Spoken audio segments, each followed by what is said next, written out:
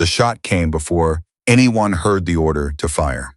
That was the thing nobody talked about afterward. Not in the debrief, not in the official report, not in the commendations that got handed out 3 weeks later in a gymnasium in Fort Bragg with bad lighting and worse coffee. Nobody mentioned that Sergeant Haley Corwin pulled the trigger before Staff Sergeant Dolan finished the sentence.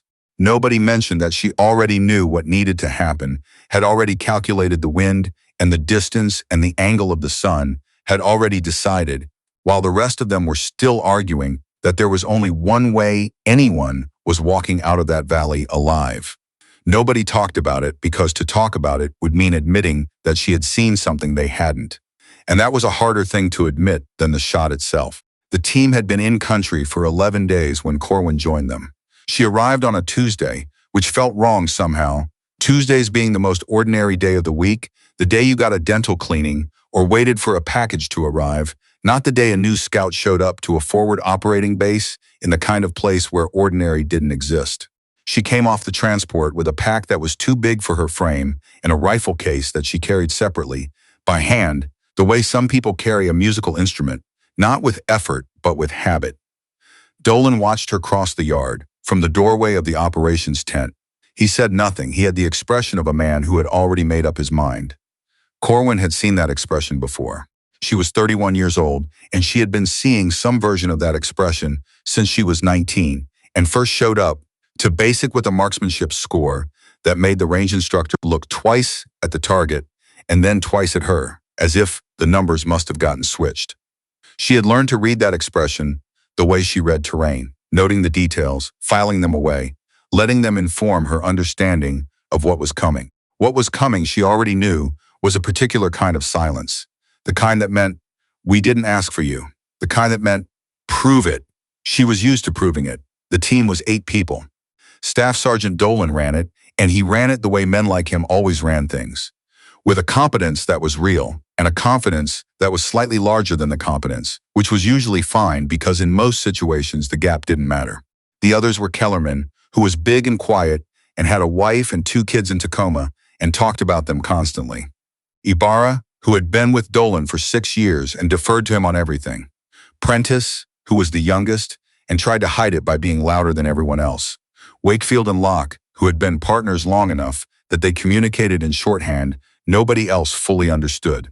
And then there was Marsh, the intelligence liaison, who was not technically military but operated like he was, and who had the specific quality of a man who believed information was power and hoarded both. Corwin got a bunk at the end of the row, and a spot in the briefing schedule, and very little else.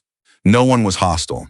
Hostility would have required engagement. What she got instead was the surface-level courtesy of people who had decided she wasn't relevant to the mission, and were simply waiting for events to confirm that. She did not push. She introduced herself once, offered her background once.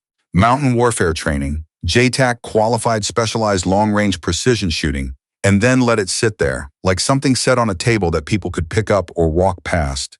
Their choice. Most of them walked past. Dolan asked her about her previous postings. She told him. He nodded in the way that means I'm not actually retaining any of this. He asked who had requested her specifically for this team. She gave him the name, which he recognized, and something shifted in his face. Not warmth exactly, but a recalibration. The name meant something to him. But it didn't mean she did, and he wasn't going to let one name change an assessment he'd already made. We run tight, he said. Everyone has a role. Everyone pulls their weight. Understood, Corwin said. Your role right now is support. Eyes on. We're not running any long-range scenarios on this op. Understood, she said again. She did not say, then why am I here? She had learned that some questions were better answered by patience than by asking. The mission was a personnel recovery. A Canadian aid worker named Pelletier had been taken 18 days ago while traveling between 2 villages in a region that looked peaceful on satellite imagery and was not peaceful on the ground. The intelligence, such as it was, and Corwin had read all of it twice in her first 48 hours, suggested he was being held in a compound near the eastern edge of a river valley about 60 kilometers from the FOB. The compound was controlled by a faction that operated in the space between ideology and profit, which was the most dangerous kind because it meant their decisions were unpredictable. There were children in the village adjacent to the compound. That was in the report. It was noted as a complicating factor. Corwin thought about it as more than a complicating factor. She thought about it as the actual problem, the one that everything else would eventually have to account for. But she was support, eyes on. She filed the thought and waited. The team ran 2 dry runs and adjusted the extraction route twice before Marsh came into the briefing tent at 0600 on a Thursday and put a new photograph on the table. It was a thermal image taken 12 hours prior, showing movement patterns around the compound that didn't match the previous surveillance. "They've moved him," Prentice said immediately. "We don't know that," Marsh said. "Why else would there be? We don't know that." Marsh said it again, flatter, and Prentice stopped. Dolan studied the image. He had the kind of face that processed information without revealing the processing, which was a useful quality in a team leader and a frustrating one if you were trying to read him. What's the interpretation? Could be a rotation. Could be they got nervous. Could be a transfer. Timeline? If they're moving him, 48 hours. Maybe less. Corwin was standing at the back of the tent. She had not been asked her opinion. She looked at the thermal image and saw something that hadn't been mentioned. A heat signature at the far edge of the frame, inconsistent with foot traffic, more consistent with a vehicle parked out of the usual pattern. It was small. It was the kind of detail you missed if you were focused on what you expected to see. She noted it. She waited for someone else to mention it. No one did. Sergeant Corwin. Dolan said it without turning. "Since you're here, anything you want to add?" The question had the particular quality of questions that aren't really questions, that are more like tests. She understood that anything she said would be evaluated not for its content, but for what it revealed about whether she understood her place. She decided that was someone else's problem. "Vehicle in the lower left quadrant," she said. "It's been there long enough to read warm. It's not in any of the previous imagery, and it's positioned with a sightline to the main road." The tent was quiet for a moment. Dolan looked at the image again. Then he looked at Marsh. Marsh said, "Could be incidental. Could be," Corwin said. "But it's not parked where you park something incidental." Dolan said nothing for a few seconds. Then he said, "Adjust the approach route. We'll come in from the north ridge." He looked at Corwin once, a look she couldn't fully interpret, and went back to the map. It wasn't acknowledgement, but it wasn't dismissal either. She had learned to read the difference. The valley was beautiful in the way that places that have seen a lot of violence sometimes are, as if the landscape itself had stopped caring about human events and simply continued being what it was. The ridge on the north side looked down over a slope of dry scrub and pale rock, and beyond it the compound sat low and flat against the valley floor, the kind of structure built by people who had learned that low profiles survived longer. Corwin was on the ridge. This had not been the plan. The plan had her running comms relay from a position 300 meters back, where she had good elevation but limited sightline. The change happened because Kellerman took a bad step on the approach and turned his ankle badly enough that Dolan had to redistribute the team on the fly, and Corwin was the one with the right training and the right equipment for the position she was being asked to fill. She watched Dolan make the decision. She could see it cost him something to make it. "You're the furthest forward position," he said. "Eyes only. You call what you see. You do not engage without my authorization." Clear? Clear. She had been on the ridge for 40 minutes when things started to go wrong. It didn't announce itself. That was the thing about operations that went wrong. They rarely announced themselves. What happened was a sequence of small things that accumulated before anyone recognized them as a pattern. A guard who moved differently than he had the night before. A door that opened 2 minutes off the observed routine. And then, quiet as thought, a light in a window that shouldn't have been on. Corwin called it in. Dolan acknowledged. Told her to hold. She held. Below her, the team was moving toward the extraction point through the middle of the valley floor, and they were being watched. She could see it from the ridge with a clarity that the team on the ground couldn't have. She had the elevation. She had the angle, and she had spent enough time studying this valley in satellite imagery that the difference between what she expected to see and what she was actually seeing was obvious to her, in a way it couldn't be to anyone else. There were 3 men on the far side of the compound who were not in any of the surveillance reports. They were positioned in a triangle pattern, and the pattern only made sense as a net, something you set when you wanted to close off an exit. She keyed her comms. Dolan. 3 contacts, eastern side of the compound, grid reference to follow. They're set up in containment pattern. A pause. Dolan's voice careful. Confirm. 3. Confirm. They were positioned before the team started moving. This isn't reactive. They knew you were coming. Another pause. Longer. Marsh's voice cut in, clipped, and certain in the way people are certain when they haven't thought something through yet. That's not possible. The operation was sealed. Corwin said nothing to that. Being right about bad news wasn't the same as being useful, and right now useful was what mattered. Dolan, she said, if the team continues on the current path, you'll be inside their containment in 4 minutes. There's no clean exit on the east or south. You need to. I'm aware of the geometry, Sergeant. His voice was steady, and she respected that. Even when things were falling apart, he kept his voice steady. What's to the north? Your current route. There's a choke point at the drainage ditch before you reach the extraction zone. If they have anyone positioned there, and I can't confirm either way, I don't have sightline, you'll be in a box. A short silence. She could hear, very faintly, the sound of the team stopping, moving positions. What are they doing? Dolan asked. The 3 contacts, waiting. She watched them through the scope. They're patient. They're not amateurs? Options? She had been thinking about options for the last 2 minutes. The landscape told a particular story if you were willing to read it. There was a dry drainage channel that ran along the western side of the compound. She'd noted it on the satellite imagery and flagged it in her notes, which she now suspected no one had read.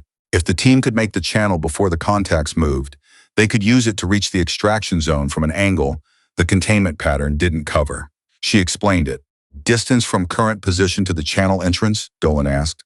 60 meters. Open ground. There's a fuel storage area on the near side that provides partial concealment, but only from the east. Partial. Partial, she confirmed. You'd be exposed to the north for about 15 meters. What's north? The vehicle I flagged in the briefing. It hasn't moved. She heard him breathe, the kind of breath that contains a decision being made. We go west, he said. Channel route. Wakefield, Lock, Take Point, everyone else. And that was when the vehicle started. She heard it before she saw it, the particular sound of a diesel engine turning over in cold morning air. The vehicle was moving onto the road, slowly, and it was the kind of slow that meant deliberate, not hesitant. In the same moment, the 3 contacts to the east began moving. Not running, walking, which was somehow worse, because walking meant confident. She took everything in. The vehicle, the contacts, the team's position, the compound, the distance, the morning wind, coming off the ridge from the northwest at approximately 12 kilometers per hour. And she did what she had been doing since she was 19 years old, which was calculate. The fuel storage. She'd flagged it in her notes too. Old tanks, visible rust on the fittings, positioned between the moving contacts and the team's route to the channel. If she could hit the base of the primary tank, not the tank itself, the fitting at the base, the pressure point, the result would block the eastern approach with enough force and enough fire to give the team the time they needed to reach the channel. It was a long shot, not in the dismissive sense, in the literal sense. It was 840 meters, which wasn't extraordinary, but the angle was difficult, and the margin was very small, and the morning wind was variable in ways that punished optimism. She heard Dolan on the comms, his voice now carrying the particular frequency of someone managing controlled alarm. Corwin, what do I have? She was already settling into position. I need 12 seconds. Corwin, 12 seconds, Staff Sergeant. He went quiet. She focused the way she had learned to focus a very long time ago, not by emptying her mind, but by filling it completely with the single problem at hand. The distance, the wind, the angle of the sun now clearing the ridge behind her, which would affect the mirage. The fitting at the base of the primary tank, which was slightly different in color from the surrounding rust, which meant slightly and temperature, which meant slightly different in expansion. She held that image until it was the only thing. She breathed out. She made the calculation. She did not second guess it. She fired. The sound the tank made was not immediately like an explosion. It was a deep concussive thud, the sound of pressure releasing faster than containment could manage, and then a second later it became what it was, a column of fire and force that threw everyone on the eastern side of the compound to the ground and turned the morning orange. The team moved. She watched them go through the scope, counting them through the channel entrance, counting them to the extraction zone, counting them onto the vehicle. Dolan last. That was good command habit, last man out. And out, she was off the ridge and moving to her own extraction point before anyone had said anything on the comms at all. She had a route memorized. She had a fallback if the primary was compromised. She had been thinking about how she was getting out since before she thought about anything else. Because you didn't get to solve any of the other problems if you didn't solve that one first. She reached the pickup point with 6 minutes to spare.